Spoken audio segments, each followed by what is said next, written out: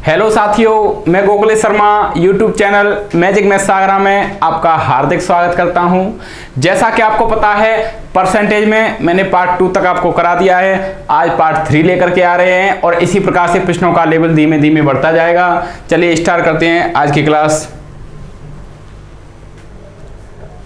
देखिए ये प्रश्न है, एक व्यक्ति का वेतन पहले 20% बढ़ा दिया जाता है, फिर 20% घटा दिया जाता है, तो उसके वेतन में कितने प्रतिशत का परिवर्तन हुआ? ये है प्रश्न। अब आप मुझे एक बात बताएंगे यहाँ कि कितने प्रतिशत का परिवर्तन हुआ। आपको पता है कि आपको ये फॉर्मूला लिखाया गया होगा कि x² और ये बताया गया था कि हमेशा ऐसे प्रश्नों में क्या होती है, हमेशा ऐसे प्रश्नों में हमेशा कमी होती है। तो आपको समझना है ध्यान से। तो आप कह सकते हैं कि व्यक्ति का वेतन 20% बढ़ा दिया गया, फिर 20% घटा दिया गया, तो आप कह सकते हैं कि 20 × 20/100। 0 से 0, 0 से 0, 2 दूनी 4, तो 4% की क्या रहेगी? कमी। 4% की कमी रहेगी। लेकिन इस कंसेप्ट से हम हर एक प्रश्न को आसान तरीके से सॉल्व नहीं कर सकते। समझ पा रहे हैं? जो फ्रैक्शन मेथड हैं उन्हीं से सॉल्व करेंगे। अब समझिए ध्यान से। और फ्रैक्शन मेथड का बहुत बड़ा क्रेज चल रहा है। उससे भी अच्छा आपको एक और कंसेप्ट बताऊंगा आगे अच्छे प्रश्नों में, और भी अच्छे तरीके से करने की कोशिश करेंगे, बहुत अच्छे तरीके से। ध्यान से सुनेंगे। अब आप मुझे बताएंगे एक बात कि आपको पता है x² जब सेम हो, 20% बढ़ रहा हो या 20% घट रहा हो, तो आपको x² लगाना है। अगर ये जरूरी नहीं है कि पहले घट रहा है या बढ़ रहा है, चाहे ये देखा हो 20% घटा दिया जाता है फिर 20% बढ़ा दिया जाता है, इससे कोई मतलब नहीं है। चाहे पहले घटा दिया जाए चाहे बढ़ा दिया जाए, लेकिन सेम जितना बढ़ रहा हो उतना ही घटे। तो ऐसे प्रश्नों में x² लगाते हैं और हमेशा कमी होती है। लेकिन आपको ऐसे नहीं करना है ये प्रश्न। अच्छा, ऐसे करेंगे आप लोग तो क्या आप इस प्रश्न को कर पाएंगे सही तरह से? कितना समय लगेगा? एक व्यक्ति का वेतन पहले 16/2/3% बढ़ा दिया जाता है और फिर 16/2/3% घटा दिया जाता है, तो उसके वेतन में कितने प्रतिशत का परिवर्तन हुआ? अब आप इससे इस प्रश्न को करने की कोशिश करो। अब आप इस प्रकार से इसी प्रश्न को करने की कोशिश करो।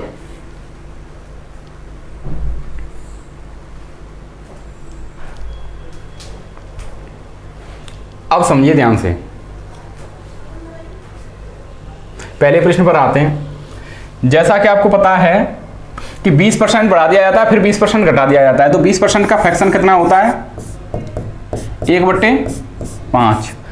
पहले बढ़ा दिया जाता है तो मैं कह सकता हूं 5 से कितना हो जाएगा? 6। वास्तव में संख्या 5 थी और बढ़ा करके कितनी कर दी गई? 6। और फिर 20% ही घटा दिया जाता है, तो भाई 20% की फ्रैक्शन वैल्यू आपको पता है कितना है? 1/5। अब फिर 5 से घटा दिया जाता है तो कितना हो जाएगा? 5 से 1 4। तो अब समझना है आपको ध्यान से कि 5 × 5 = 25 और हो कितना गया? 6 × 4 = 24। यानी संख्या 25 थी और हो कितनी गई? 24। संख्या 25 थी और हो कितनी गई? 24। संख्या 25 थी और हो 24 गई, तो ऑब्वियसली बात है इसमें कमी हुई। और कितने प्रतिशत की कमी हुई? डिफरेंट कितने का है? 1 का। ओल्ड वैल्यू 25 × 100, तो मैं कह सकता हूं ये 25 से कितनी बार कट जाएगा? 4 बार। तो 4% की क्या होगी? कमी होगी। और कमी क्यों होगी? क्योंकि भाई वास्तव में संख्या 25 थी और 25 से हो कितनी गई? 24। तो 25 से 24 होगी तो कमी हुई। चाहे कितने भी प्रतिशत बढ़ाए, चाहे कितने भी प्रतिशत घटाए, या चाहे कितने भी प्रतिशत बढ़ा करके फिर बढ़ाए, चाहे कितने भी प्रतिशत घटा करके फिर घटाए, मतलब किसी भी प्रकार का प्रश्न हो, सब में यही कंसेप्ट आपको लगाना है। बहुत ही अच्छी तरीके से प्रश्नों को आप सॉल्व कर सकते हैं। जैसे अगला प्रश्न आपके सामने दे रखा है ये। अब हम मुझे बताएंगे, एक व्यक्ति का वेतन पहले 16/2/3% बढ़ा दिया जाता है, फिर 16/2/3% घटा दिया जाता है, तो उसके वेतन में कितने प्रतिशत का परिवर्तन हुआ? तो आपको पता है कि 16/2/3% का फ्रैक्शन कितना होता है? 16/2/3% का फ्रैक्शन है 1/6। तो पहले तो बढ़ा दिया जाता है तो 6 से कितना कर दिया जाता है? 7। और फिर घटा दिया जाता है 16/2/3%। तो आपको पता है वही बात है, मैं फिर से एक बार लिख रहा हूं, 1/6 और फिर घटा दिया जाता है तो 6 से कितना हो जाएगा? 5। तो आप कह सकते हैं कि 6 × 6 = 36। हमेशा मल्टीपल करना होता है। और ये कितना हो रहा है 7 पंजे 35, यानी कोई संख्या 36 से 35 हो गई तो ओबियसली बात है कमी हुई। तो इस बात का भी रीजन पता चल गया कि जो आपको रटाया जाता था पहले कि हमेशा कमी होती है। कमी क्यों होती है? ऐसे होती है कि संख्या वास्तव में 36 थी और हो कितनी गई 35। डिफरेंट कितने का है? एक का ओल्ड वैल्यू 36 इंटू 100। हम ये बताएंगे 4 से कट जाएगा कितने बार? 25 बार। और ये 4 से कट जाएगा 9 बार। और 25/9 कितना हो जाएगा? 9 दूनी 18, 2 सही 7/9%। का क्या होगा? कमी होगी, डिक्रीज। 2 सही 7/9%। क्या आंसर रहेगा? ये आंसर रहेगा। क्या मैं जान सकता हूं ये जो दो प्रश्न है वो आपके आसान तरीके से समझ में आए हो? मैं ये कह रहा हूं कि यहाँ तो ये सेम बढ़ाया है सेम घटाया है, चाहे कितना भी बढ़ाए या कितना भी घटाए, कितना भी बढ़ाए या कितना भी घटाए, और चाहे घटाए चाहे बढ़ाए, तो हमेशा आपको यही कंसेप्ट लगाना है। चलिए अगला प्रश्न देखते हैं। एक व्यक्ति का वेतन पहले 20% बढ़ा दिया गया, फिर 16 सही 2/3% बढ़ा दिया गया, तो उसके वेतन में कितने प्रतिशत का परिवर्तन हुआ? यानी पहले तो 20% बढ़ाया, पहले तो 20% बढ़ाया और फिर जाकर के फिर 20% बढ़ा दिया, तो मैं कह सकता हूं इस बात को कितना हो जाएगा ये कि देखिए 20% फ्रैक्शन वैल्यू कितनी होती है? 1/5, यानी 5 से कितना कर दिया? 6। क्लियर है? फिर 16 सही 2/3% फ्रैक्शन वैल्यू 1/6, 6 से कितना कर दिया? 7। क्लियर है? आप में बताएंगे 6 पंजे 30 और हो कितना गया? 6 सत्ते 42। 30 था, हो कितना गया? 42। भैया कोई संख्या उसका वेतन 30 था और हो कितना गया? 42 यूनिट हो गया, तो इसका मतलब कितने प्रतिशत बढ़ गया? 30 से 42 हो गया, तो 30 से 42 हो गया। डिफरेंट कितने का है? 12 का। जो स्टूडेंट्स इस पार्ट से देख रहे हैं उन्हें पार्ट फर्स्ट और पार्ट सेकंड देखना बहुत जरूरी है, क्योंकि ये कहानी में उसमें बता चुका था। अब 30 से 42 हो गया तो डिफरेंट कितने का? 12 का। ओल्ड वैल्यू कितनी है? 30 इंटू 100। हम बताएंगे 0 से 0 कट जाएगा, 3 से कट जाएगा 4 और 4 दाए 40, 40% का 40% का क्या हो जाएगा? इंक्रीजिंग। D answer.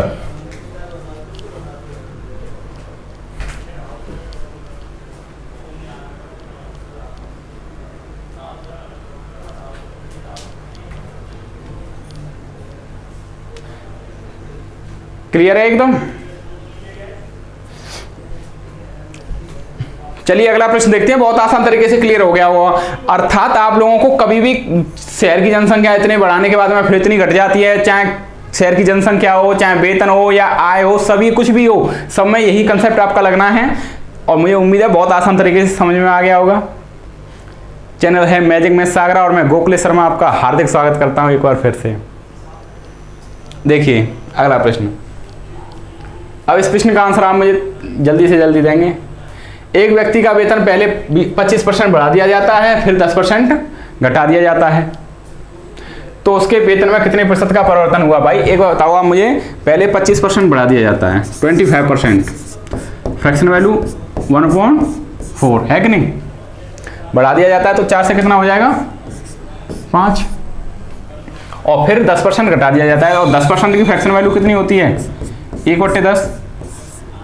10 से कितना हो जाएगा? 1 घटा देंगे तो 9। तो हम ये बताएंगे 10 चौक 40 और ये 9 पंजे 45, 45। क्लियर है? तो हम कह सकते हैं ये कितना हो जाएगा? 40 से 45 हो जाएगा। डिफरेंट कितने का है? भाई 40 से 45 हो गया तो ओबियसली बात है बड़ा वृद्धि होगी, और वृद्धि होगी तो आप कह सकते हैं 40 से 45 हो गया। डिफरेंट कितने का है? 5 का। Old value 40 into 100। आप मुझे एक बात बता सकते हैं, 0 से ये 0 कट जाएगा, 2 से ये 5 बार और 2 से ये 2 बार, और 25/2 कितना हो जाएगा? 12 से यही 1/2 यानी 12.50% इंक्रीजिंग। D answer increase. ये डिक्रीज होना था, यहाँ पर डिक्रीज लिख लेंगे और ये रहा इंक्रीज। 12.50 क्या होगा? इंक्रीज। तो इसका आंसर कितना होगा? सी आंसर रहेगा।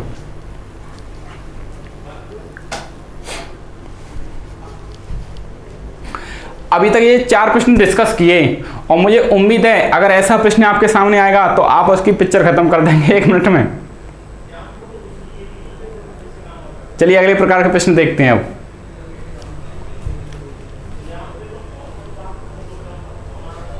देखिए सरकार ने चीनी के मूल्य में 20% घटा दिया, इसके कारण एक ग्राहक 800 रुपये में 4 किलोग्राम चीनी अधिक खरीद सकता है। तो नया प्रति किलोग्राम चीनी का मूल्य बताओ। अब आप मुझे एक बार बताएंगे कि चीनी का मूल्य में कमी कर दी। जैसे मैं 50 रुपये में कुछ चीनी खरीदता था, 1 किलो चीनी खरीदता था, अब मूल्य कम कर दिया जाएगा, अब मूल्य 40 रुपये किलोग्राम कर दिया।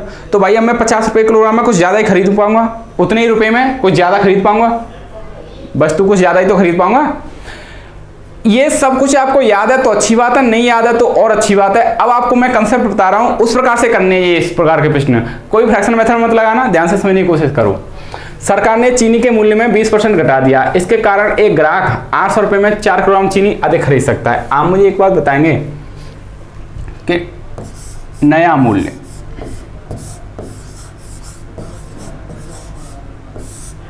देखो नया मूल्य कह लो या घटा हुआ मूल्य कह लो, एक ही बात होती है। और प्रारंभिक मूल्य कह लो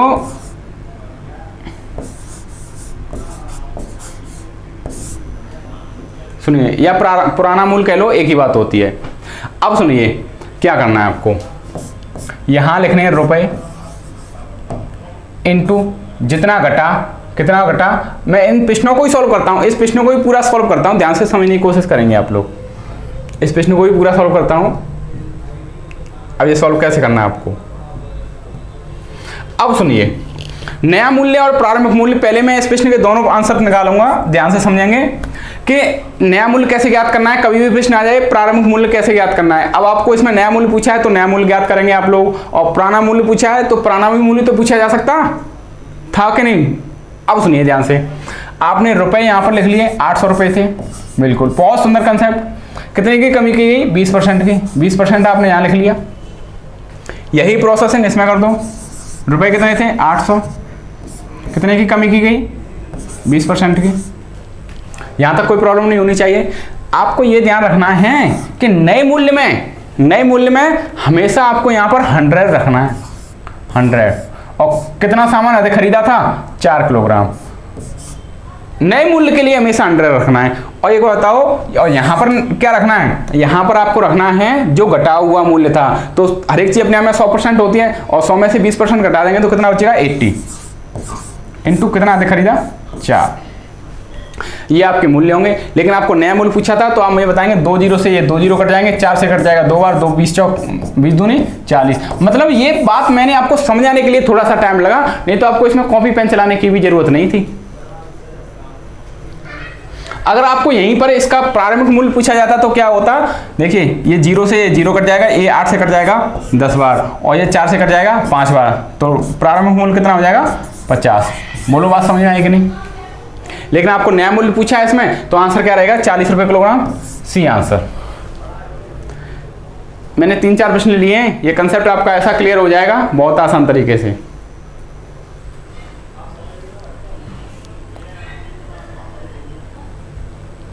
चलिए अगला प्रश्न करते हैं इसी प्रकार का। ये है, देखो चीनी की कीमत में 20% की कमी हो गई, तो एक व्यक्ति 36 रुपये में 500 ग्राम का मतलब आधा किलो, 1/2 किलोग्राम तो अधिक खरीद सकता है। तो प्रति किलोग्राम चीनी का आरंभिक मूल्य बताओ। आरंभिक यानी प्रारंभिक मूल्य पूछा है, लेकिन हमें आरंभिक मूल्य नहीं, दोनों हम ज्ञात करते हैं।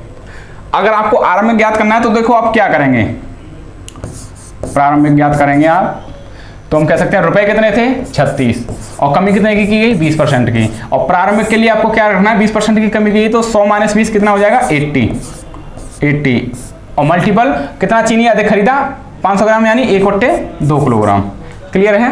आप मुझे एक बात बता सकते हैं, 2 से ये नहीं कट जाएगा 40 बार, और 20 से ये नहीं कट जाएगा 2 बार, और 2 से ये नहीं कट जाएगा 18 बार। बस ये काट पीट अच्छे तरीके से करनी है आपको। कितना हो जाएगा 18 रुपये किलोग्राम। अगर यहां पर आपको नया मूल्य पूछा जाता तो आप कह सकते थे रुपए तो 36 थे और कमी 20% की गई, और नए मूल्य के लिए हमेशा 100 रखना होता है। तो और कितना अधिक खरीदा 1/2 किलोग्राम, यानी आधा किलोग्राम खरीदी। 500 ग्राम का मतलब आधा किलोग्राम। भाई चीनी का आरंभिक मूल्य आधा किलोग्राम में पूछा गया है, तो आप बताएंगे 1/2 किलोग्राम, तो कितना हो जाएगा 2 से कट जाएगा कितनी बार 50 बार, 0 से 0 कट जाएगा, और 36 दूनी 72, और 72/5 कितना हो जाएगा आप मुझे बता सकते हैं, देखो 2 का मल्टीपल इधर कर लो, 2 का मल्टीपल इधर कर लो, ये हो जाएगा 144/10 यानी 14.4, ये हो जाता है 40। ठीक है ना। तो नए मूल्य के लिए आपको 100 रखना है हमेशा। मुझे उम्मीद है बहुत आसान तरीके से क्लियर हो गया होगा, और आज आप कोई सी भी किताब लगाना स्टार्ट कर देंगे और उसमें से आप प्रश्नों को सॉल्व करना स्टार्ट कर देंगे। चलिए आगे बढ़ते हैं। गेहूं के मूल्य में 20% वृद्धि के कारण हमें 400 रुपये में 5 किलोग्राम गेहूं कम खरीदता है। अब देखो यहाँ पर वृद्धि की गई है, होने दो, वृद्धि कोई मतलब नहीं है। तो गेहूं का आरंभिक मूल्य बताओ, और आरंभिक मूल्य पूछा गया है। पहले आप, इसमें भी वही बात है, नया मूल्य अगर आप ज्ञात करते हैं तो कैसे ज्ञात करेंगे, और प्रारंभिक मूल्य कह लो या आरंभिक मूल्य कह लो तो ऐसे कैसे ज्ञात करेंगे। अब सुनिए ध्यान से, नए मूल्य के लिए कैसे ज्ञात करेंगे, मैं दोनों ज्ञात कर रहा हूं, आपको केवल आरंभिक ज्ञात करना है, ये वाला इसमें प्रश्न में पूछा गया है। तो 400 इंटू कितने की वृद्धि की गई, 20% की, और नए मूल्य के लिए हमेशा 100 रखना है आपको, 100, और हम कह सकते हैं कितना अधिक खरीदा, कम खरीदा था, 5 किलोग्राम। तो हमें बताएंगे 2 जीरो से 2 जीरो कट जाएंगे, 5 से कट जाएगा, 4 बार 4 चौक 16 हो जाएगा कि नहीं। तो नया मूल्य तो हो जाएगा कितना, 16 रुपये किलोग्राम। अगर आपको आरंभिक प्रारंभिक मूल्य पूछा गया है तो देखिए 400 कितने की वृद्धि की गई थी, 20% की। अब यहाँ पर आप प्रारंभिक मूल्य के लिए 100 नहीं रखेंगे, 100 हमेशा यहाँ पर नए मूल्य के लिए रखना है। यहाँ पर कितना रखेंगे, 20% की वृद्धि की गई है, तो 100 + 20 यानी 120, और मल्टीपल 5। आप मुझे बताएंगे 0 से ये 0 कैंसिल, 5 से ये 4 बार कैंसिल, और 4 से ये 3 बार कैंसिल, तो बचा कितना, 40/3 यानी 13.33। क्या आंसर रहेगा, सी आंसर। एकदम क्लियर हो जाना चाहिए, बिल्कुल एकदम क्लियर। पूरा का पूरा सिलेबस होगा भाई, पूरा का पूरा सिलेबस। ठीक है, चलिए आगे बढ़ते हैं। वीडियो को पॉज करके आप लोग प्रश्नों को नोट कर लिया करो। अब इसका आंसर आप मुझे खुद बताएंगे जल्दी से जल्दी। चावल के मूल्य में 40% वृद्धि के कारण सुमित 500 रुपये में 4 किलोग्राम चावल कम खरीदता है। तो चावल का नया मूल्य, कोई कॉपी पेन चलाने की भी जरूरत नहीं है ना मैम, अगर आप सॉल्व करना चाहें तो। अब नया मूल्य पूछा है तो आपको क्या करना है, देखिए रुपए कितने, 500 इंटू 40%। नए मूल्य के लिए आपको हमेशा 100 रखना है, इंटू कितना, 4। 2 जीरो से 2 जीरो कट जाएंगे, 4 से कट जाएगा 10, 10 पंजे 50, कितना हो जाएगा, 50। C answer.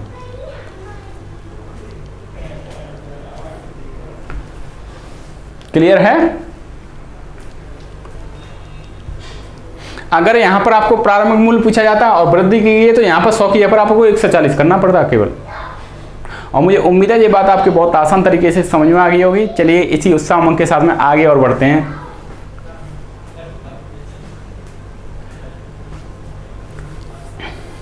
एक व्यक्ति अपनी आय का 40% खर्च करता है। यदि उसकी आय 20% बढ़ा दी जाए और तथा खर्च 10% बढ़ा दिया जाए तो उसकी बचत पर क्या प्रभाव पड़ेगा। आप लोग इन प्रश्नों को साथ ही साथ नोट करते जाएंगे रफ रजिस्टर में। आप जब तक रजिस्टर नहीं बनाएंगे उससे पहले कुछ नहीं हो सकता। आप मुझे बताएंगे 40% खर्च करता है, 40% की फ्रैक्शन वैल्यू क्या होती है आप मुझे बता सकते हैं। 40% की फ्रैक्शन वैल्यू होती है 2/5 भाई 40 है, परसेंट का चिन्ह हटा दो, 100 का भाग लगा दो। 20 से ये कट जाएगा 2 बार और 20 से ये कट जाएगा 5 बार।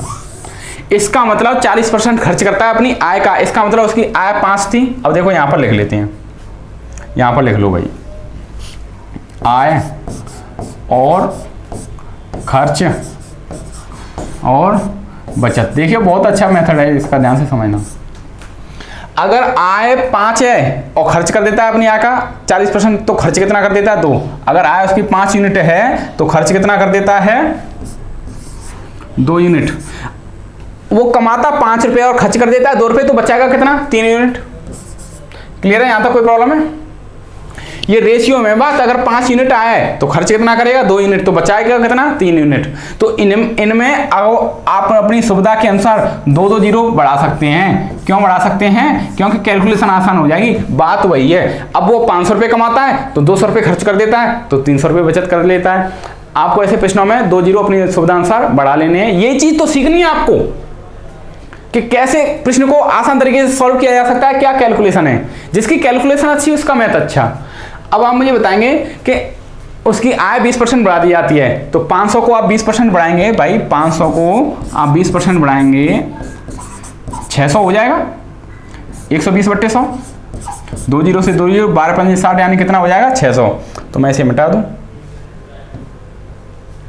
सुनिए आय तो बढ़कर के वही 600 और खर्च 10% बढ़ा दिया जाए तो 200 से 10%, 100 पर 10 बढ़ाया जाएगा तो 200 पर 20 बढ़ाया जाएगा, तो कितना हो जाएगा 220 हो जाएगा। या आप ऐसे भी ज्ञात कर सकते हैं अभी जो ज्ञात किया था। तो अब 600 कमाता है और 220 खर्च करता है, इसका मतलब 380 रुपए बचत करता है। तो उसकी बचत पर क्या प्रभाव पड़ेगा? तो मेरे दोस्तों आपको पता है कि पहले बचत कितनी थी 300 थी, अब कितनी हो जाएगी 380 थी, तो बचत बढ़ गई और कितनी बढ़ गई डिफरेंट, पहले 300 थी अब 380 होगी, तो डिफरेंट कितने का 80 का अपॉन में 300 इंटू 100। आप मुझे बताएंगे 2 जीरो से 2 जीरो कट जाएंगे, 80/3 कितना हो जाएगा 26, सही 2/3 यानी 26.66% इंक्रीजिंग। बोलो एकदम क्लियर होना चाहिए।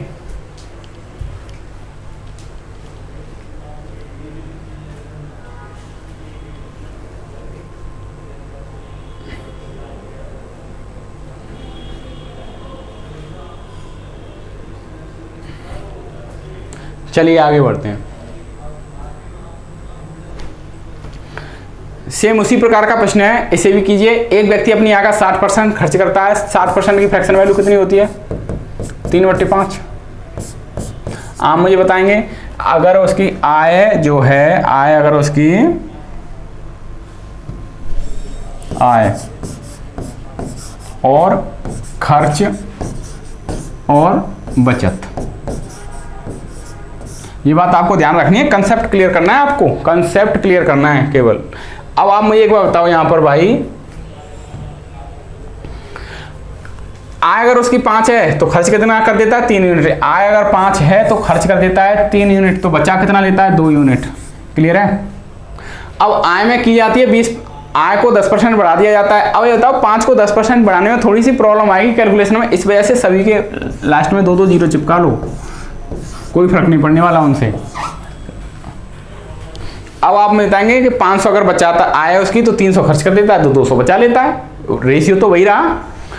अब आय को बढ़ा दिया जाता है 10%, तो 500 को 10% बढ़ाएंगे तो हो जाएगा ये 550,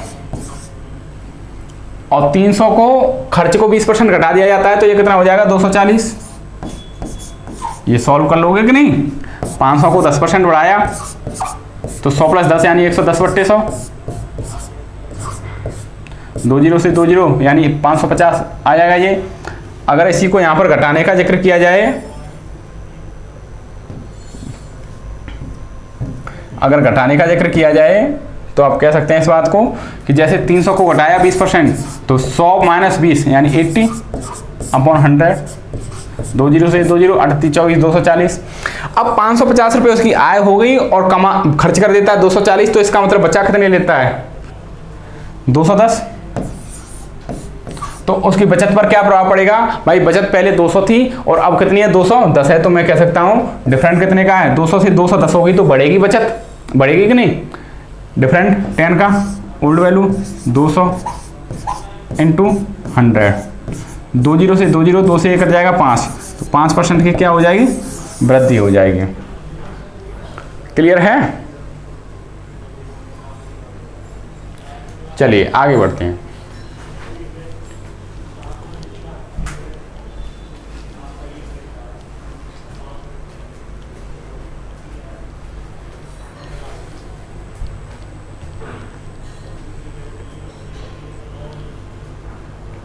अब देखिए, एक वस्तु का मूल्य जब 20% कम हो जाता है तो उसकी खपत 30% बढ़ जाती है, तो खर्च पर क्या प्रभाव पड़ेगा। अब ध्यान से समझने की कोशिश करना भाई, मूल्य गुणा खपत इक्वल टू खर्च के बराबर होता है। ये बात रटने वाली नहीं है, मैं बात बताऊंगा आप लोगों को। आप मुझे बताएंगे कि एक मोमोज का मूल्य 10 रुपये है, एक मोमोज का मूल्य 10 रुपये है और आप खपत कितनी मोमोज की कर लेते हैं, 5 मोमोज की, तो कुल मिलाकर के आपका खर्च कितना हो जाएगा, 50 हो जाएगा कि नहीं, हो जाएगा कि नहीं, क्लियर है। यहीं पर समझते हैं इस बात को, तो आप आसान तरीके से समझ गए इस बात को कि मूल्य गुणा खपत इक्वल टू क्या होता है, खर्च होता है। क्यों भाई,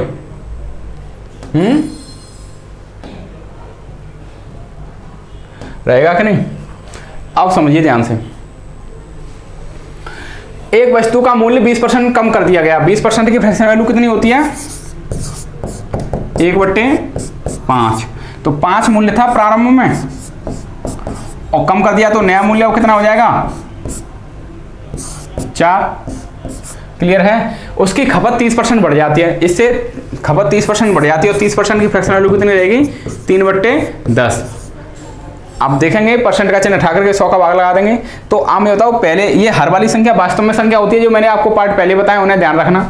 तो आपको पता है इस बात के बारे में कि अगर अब खपत जो है, खपत पहले 10 थी, प्रारंभ में 10 थी, तो अब बढ़ जाती है तो कितनी हो जाएगी, 10 से 13 हो जाएगी।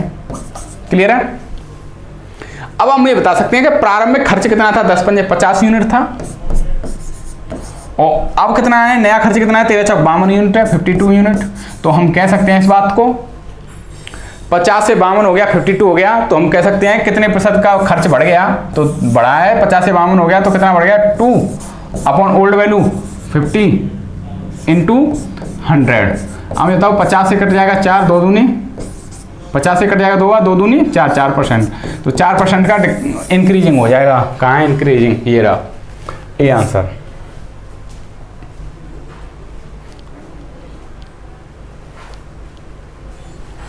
क्लियर है।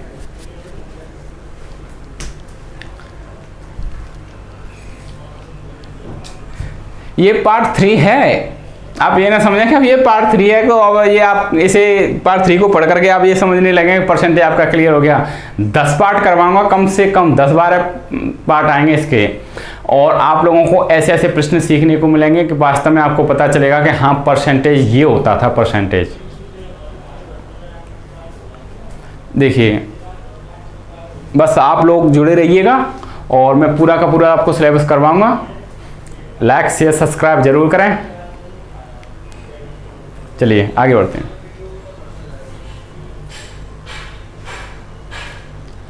कपड़े के मूल्य में 25% की, अब देखिए ध्यान से समझिएगा, ये रटने वाली बात नहीं है, कहां तक फॉर्मूले आप याद रखेंगे। आपको पता है कि मूल्य गुणा बिक्री इजिकल टू किसके बराबर रहेगा, आय के बराबर रहेगा, जो राजस्व है उसका। यानी भाई मूल्य, अगर आप एक बार बताइए, एक पैंट का मूल्य 500 रुपये है और बिक्री कितने पैंट की हो गई, 2 पैंट की, तो इसका मतलब हमें कितने रुपए मिल गए, 1000 रुपये मिलेगा नहीं। ये वाली बात है। तो ये रटना नहीं है, खुद समझना है। कभी रटेंगे आप लोग कि हाँ भाई मूल्य का गुणा बिक्री में कर देंगे तो ये बात बनेगी। अब सुनिए ध्यान से,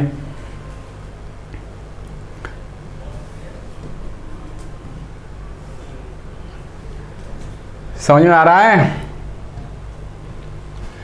अब कपड़े के मूल्य में 25% की कमी कर दी गई। प्रारंभ में क्या था और नया क्या था, 25% कम कर दिया गया। 25% की फ्रैक्शन वैल्यू होती है आप लोगों की, आपको पता होना चाहिए, 1/4। 25% की फ्रैक्शन 1/4। तो हम कह सकते हैं 4 से कितना हो गया, प्रारंभ में मूल्य 4 था, कम कर दिया गया तो कितना हो गया नया मूल्य, 4 से अब नया मूल्य 3 हो जाएगा। और कपड़े की बिक्री में 20% बढ़ जाती है, तो 20% की फ्रैक्शन वैल्यू आपको पता है 1/5। बिल्कुल बेसिक प्रश्न चल रहे हैं, अभी कोई खास प्रश्न नहीं है। 5 से कितना हो जाएगा 6। तो आप मुझे बताएंगे कुल आय उसकी कितनी थी, 4×5 20, पहले तो 20 थी और अब कितनी हो गई, 6 थी 18 हो गई। इसका मतलब अब उसकी आय घट चुकी है। तो कितने प्रतिशत की कमी हुई, 20 से 18 हो गई। डिफरेंट कितने का है, 2 का। ओल्ड वैल्यू 20 × 100, तो 20 से कट जाएगा 5 बार, 5 दूनी 10%। 10% की क्या होगी कमी, डिक्रीजिंग। D answer.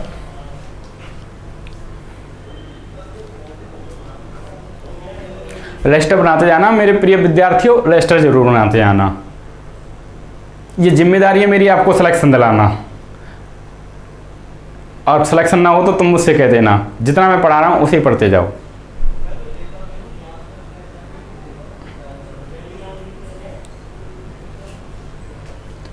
चलिए अगला प्रश्न देखते हैं। क्लियर है? एक व्यक्ति अपने वेतन का 12 से 1/2% दैनिक उपयोग की वस्तुओं पर खर्च करता है और शेष वेतन का 30% घर के किराए पर खर्च करता है, तो उसके पास में 1470 रुपये बचते हैं। तो उस व्यक्ति का वेतन बताओ, क्या वेतन था। अब बात समझेंगे ध्यान से। ये दो प्रकार के प्रश्न होते हैं इस प्रकार के।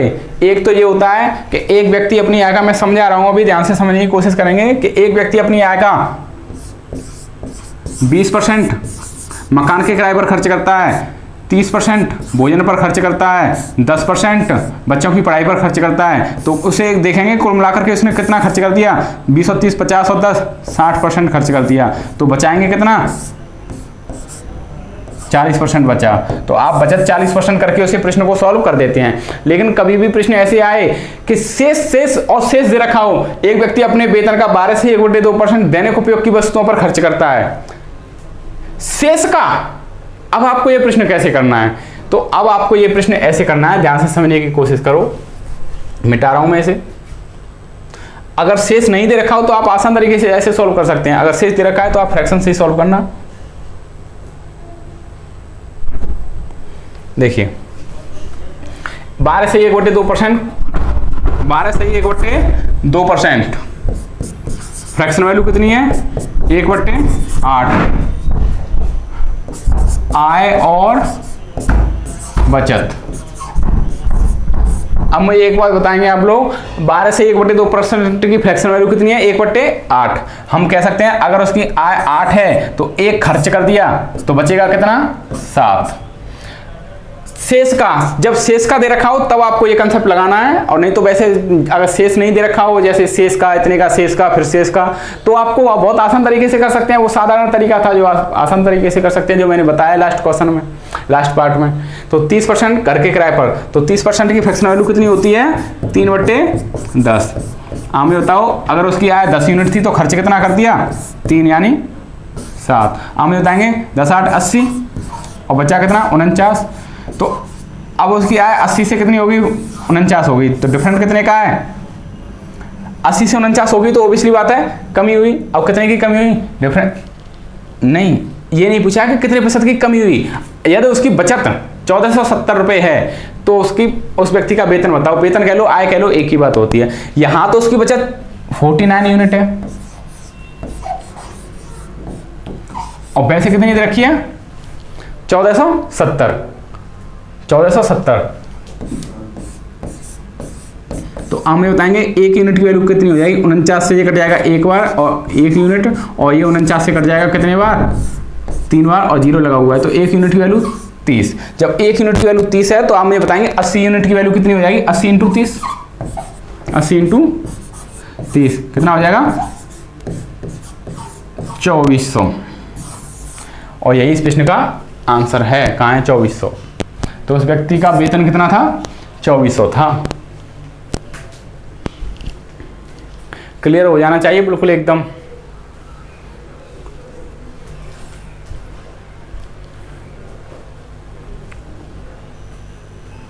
अब समझिए ध्यान से। अगला प्रश्न और लेते हैं इसी प्रकार का। एक महिला अपने वेतन का 20% ब्यूटी पार्लर पर, शेष का 16 सही 2/3% शिक्षा पर तथा शेष का 10% मकान के किराए पर खर्च करती है, तो उसकी बचत 3300 रुपये हो जाती है। तो उस महिला का वेतन क्या था। अब आपको ध्यान से समझना है। आय यहाँ पर लिख लेंगे आप लोग, और बचत आप यहाँ पर लिख लेंगे। क्लियर है।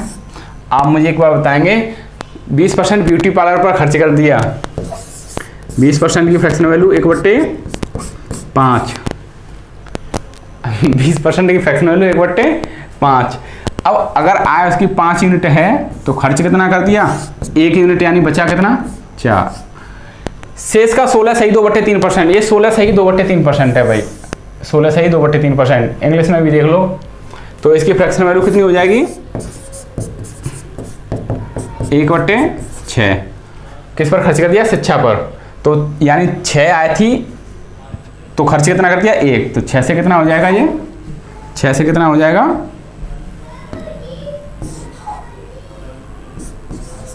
5। अगर 6 आई थी तो खर्च कितना कर दिया 1, तो बचेगा कितना 5। और ये दे रखा है उसमें शेष का 10% मकान के किराए पर, और 10% की फ्रैक्शन वैल्यू आपको पता है कितनी है 1/10।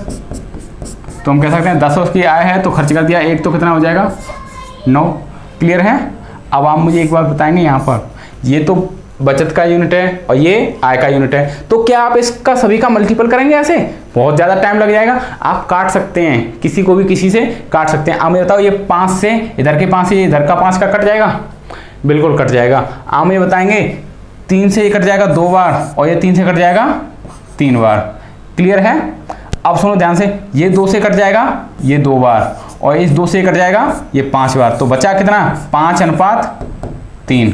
अगर उसकी आय 5 यूनिट है यानी उसका वेतन 5 यूनिट है तो उसकी बचत कितनी थी 3 यूनिट है। आप ऐसा कर सकते हैं, आप ऐसा कर सकते हैं। अब सुनिए, यहां पर बचत 3 यूनिट है और वैसे कितनी है 3300। तो 1 यूनिट की वैल्यू कितनी हो जाएगी, बेसिक प्रश्न चल रहे हैं भाई, ध्यान से समझ लो, 1100। तो 1 यूनिट की वैल्यू 1100 है, तो हम कह सकते हैं इस बात को 1 यूनिट की वैल्यू 1100 है तो उसकी आय कितनी थी, वेतन कितना था 5 यूनिट था, तो कितना हो जाएगा 5 यूनिट की वैल्यू 5500।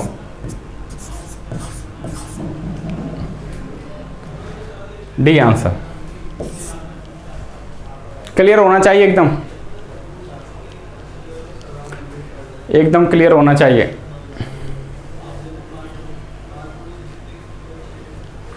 वीडियो को पॉज करके आप लोग प्रश्नों को नोट कर लिया करें। आगे प्रश्न पर बढ़ते हैं। एक कॉलेज में लड़के तथा लड़कियों की संख्या का अनुपात 3:2 है। यदि 20% लड़के तथा 25% लड़कियां वयस्क हैं तो कितने प्रतिशत छात्र वयस्क नहीं हैं? अब ध्यान से समझना, ध्यान से समझना भाई, ध्यान से समझना। एक कॉलेज में बॉय और गर्ल, देखो पहले लड़के दे रखे हैं तो इस वजह से पहले बॉय को लिखा जाएगा और गर्ल। तो बॉय कितने, रेशियो कितना है 3:2 का है। अब आप मुझे बताएंगे यदि लड़कों में 20% लड़के तथा 25% लड़कियां वयस्क हैं तो कितने वयस्क नहीं हैं? तो आप मुझे बताएंगे कि अपनी, अब इसमें से 3 का 20% आप निकालेंगे तो थोड़ी सी कैलकुलेशन में प्रॉब्लम हो जाएगी, तो इस वजह से अपनी सुविधा अनुसार 2 जीरो बढ़ा लो। तो हम कह सकते हैं कि 300 अगर लड़के हैं तो 200 क्या है लड़कियां हैं उसमें, और 20% लड़के तथा 25% लड़कियां वयस्क हैं। तो 20% यानी कितना हो जाएगा 60, तो उसमें वयस्क हैं, ये वयस्क हो गए भाई लड़के। 300 का 20% 60 और इसका 25% कितना हो जाएगा 50। तो मैं कह सकता हूं कि कुल मिलाकर के छात्र 300, 200, 500 थे, तो उसमें से कुल मिलाकर के वयस्क छात्र कितने हैं 60 और 50। छात्र देखो लड़का भी हो सकता है लड़की भी हो सकती है, विद्यार्थी लड़का भी हो सकता है लड़की भी हो सकती है, टीचर लड़का भी हो सकता है लड़की भी हो सकती है। इंग्लिश में इंग्लिश पढ़ा करो बढ़िया तरीके से, ठीक है। तो अब हम कह सकते हैं 60 और 50 कितना है 110।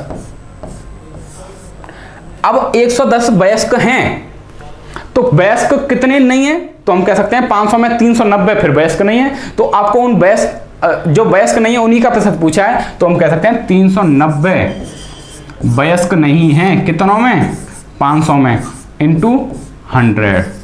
तो आप कह सकते हैं 2 जीरो से 2 जीरो कट जाएगा, 5 का डिवाइड करो इसमें 390 में कितना हो जाएगा 5 7 35 बचा कितना 4 5 8 40 78%। C answer. पार्ट 3 चल रहा है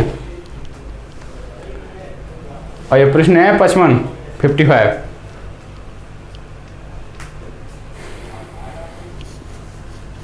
चलिए, जितना करा रहा हूं बेटा उसी को कंप्लीट करना है आप लोगों को, प्रश्न बाहर नहीं जा सकता आपसे। आगे बढ़ते हैं।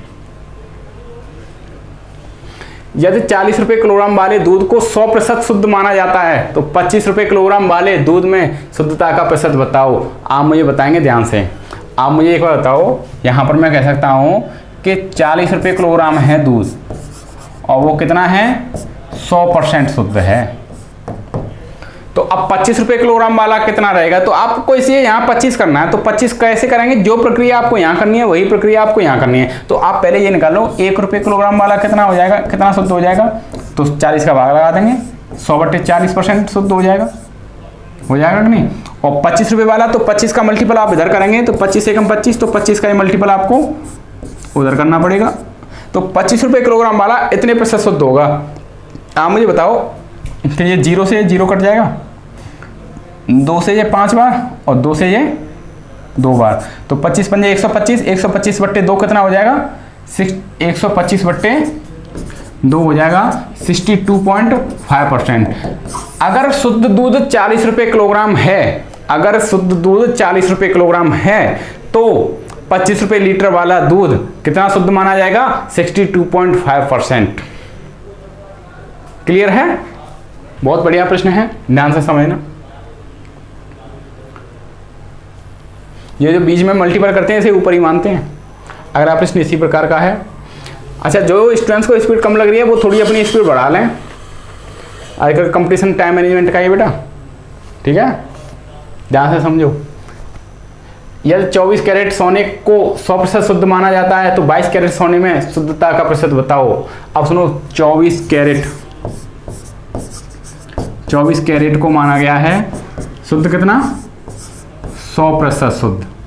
तो 22 कैरेट वाले को कितना मानेंगे, अब मुझे बताओ 1 कैरेट वाले को कितना मानेंगे, 1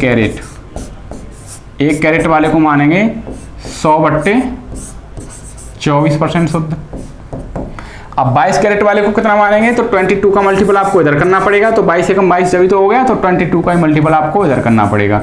आप मुझे एक बार बताओ कि ये 4 से कट जाएगा कितने बार, 6 बार, और ये 4 से कट जाएगा कितने बार, 25 बार। आप मुझे एक बार बता सकते हैं कि ये 6 से ये कट जाएगा, 2 से कट जाएगा 3 बार, और ये 2 से कट जाएगा 11 बार। अब ये आपकी 11 गुणा 25 शॉर्ट ट्रिक कब काम आएगी, मैंने आपको शुरुआत में कराई थी, 2 5 2 और 5 7, 275/3 कब काम आएगी, ये मैंने कराए थे कि नहीं बेसिक शॉर्ट ट्रिक में, नंबर सिस्टम में जाकर के देख लो।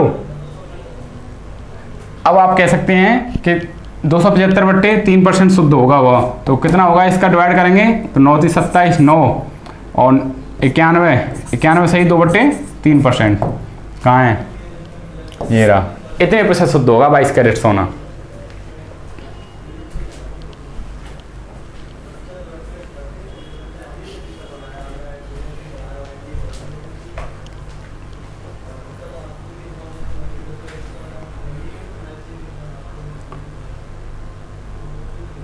चलिए आगे बढ़ते हैं। 700 लीटर चीनी तथा पानी के मिश्रण में 50% चीनी है। इस मिश्रण में कितनी चीनी और मिलाया जाए कि नए मिश्रण में चीनी की मात्रा 65% हो जाए। देखो इसका प्रॉपर मेथड भी होता है और रेशियो मेथड भी होता है, कई मेथड होते हैं आप लोगों के। इसके रुपये 700 हैं, उसमें 50% चीनी है। अब मिश्रण में कितनी चीनी मिलाई है, 50% यानी 350 ग्राम चीनी होगी, 350 ग्राम चीनी होगी। अब इसमें कितनी चीनी और मिलाई जाए कि चीनी मिश्रण में चीनी की मात्रा 65% हो जाए। मैंने मान लिया कि उसमें x चीनी मिलाई है, पहले प्रॉपर से करा रहा हूँ, तो उसमें अब ये 65% हो गई। चीनी कितनी होगी, 65%। तो भैया 350 ग्राम चीनी थी, उसमें भी तो x चीनी मिलेगी। पहले प्रॉपर से करा रहा हूँ, ध्यान से समझने की कोशिश करो। अब आप मुझे बताएंगे कि ये 5 से कट जाएगा 13 बार और ये 5 से कट जाएगा 20 बार। तो हम कह सकते हैं इस बात को कि इधर मल्टीपल होगा इसका और 20 का मल्टीपल होगा, 13 7 9100 प्लस के 13x बराबर के 35 दूनी 7000 प्लस के 20x। अब ये 7000 इधर जाएंगे तो कितने बचेंगे, 2100, और 2100 बराबर कितना हो जाएगा 7x, तो x बराबर कितना हो जाएगा 300। x बराबर कितना हो जाएगा 300।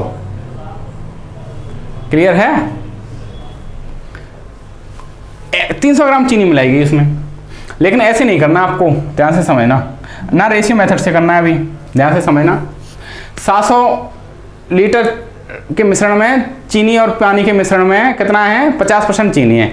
आप मुझे बताएंगे और मिश्रण में कितनी चीनी हो जाए कि चीनी की मात्रा 65% हो जाए। भैया 700 ग्राम मिश्रण है, कितना मिश्रण है 700 ग्राम, और 50% उसमें चीनी है, कितनी चीनी है 50% और करनी कितनी है 65%। तो आप मुझे बताएंगे कि 700 इंटू ये कितना है 50 से कितना हो गई 65%, तो कितनी बढ़ा दी गई 15%। मिश्रण कितना था 700 ग्राम और कितनी बढ़ा दी गई, कितनी बढ़ा दी गई 50% चीनी थी 65% कर दी गई, 15% बढ़ा दी गई। अब चीनी 65% हो गई, चीनी 65% हो गई तो 100 में से 100% में से मिश्रण में से उस 65% को आप घटा देंगे, बस यही आपको आंसर है। ये हो जाएगा 100 माइनस 65। इस जगह पर मैं 35 नहीं लिख सकता हूँ क्या, आप मुझे बताएंगे? इस जगह पर मैं 35 नहीं लिख सकता क्या? बिल्कुल लिख सकता हूँ। आप मैं बताओ 35, 35 से 70 कट जाएगा 2 बार 20, 15 दूनी 30, कितना हो जाएगा 300 ग्राम। ठीक है, नोट कर लो इसे।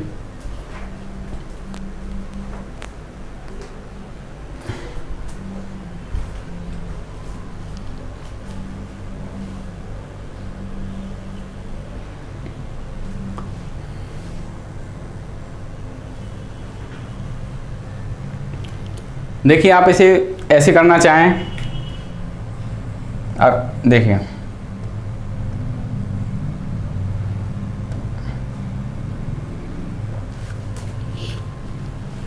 अगला प्रश्न देखिए, अगले प्रश्न पर डिस्कस कर लेंगे। इस प्रश्न को कीजिए इसी प्रकार से कीजिए जो मैंने आपको कराया है। तो भैया मिश्रण कितना है 600 लीटर है और 40% दूध है उसमें, और दूध करना कितना 50%, कितना बढ़ाया 10%। अब दूध उसमें 50% हो गया तो 100 में से उस 50 को घटा दो कि दूध पर जो 50% हो गया है, तो 100 में से 50 गएगा तो कितना बचेगा 50। तो 0 से 0, 5 से कट जाएगा 12 बार, 12 दाड़े 120, कितना हो जाएगा 120 ग्राम हो जाएगा। 120 ग्राम दूध मिलाएंगे तो उसमें 50% होगा। 120 लीटर दे रखा है इसमें, ये पूछा गया कितने लीटर दूध मिलाया जाए। लीटर में बात क्वांटिटी दे रखी है तो आपको लीटर में आंसर आएगा, ग्राम में दे रखी है तो ग्राम में आएगा। ठीक है,